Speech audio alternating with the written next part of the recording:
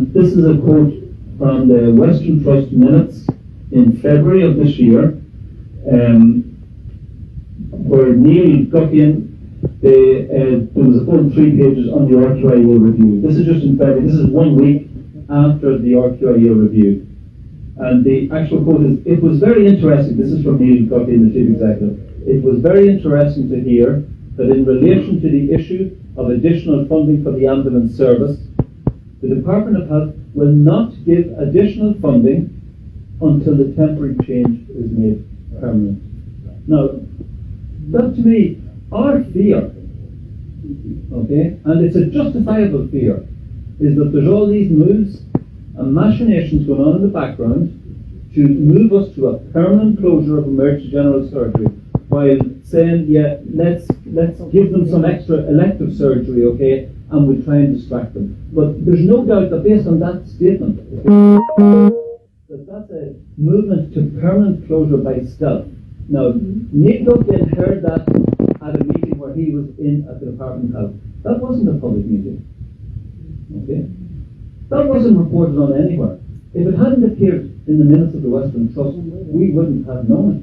Okay? And just to be really clear for everyone here, effectively what the Department of Health is saying that they are not going to implement one of their 2 urgent recommendations, which is the provision of ambulance service. Because don't forget, the RQIA is all about the suspension and maintaining the temporary suspension, and they said they needed ambulance capacity. And just to quote again, the Department of Health will not give additional funding for the ambulances until the temporary change is made permanent. And the final, yeah, but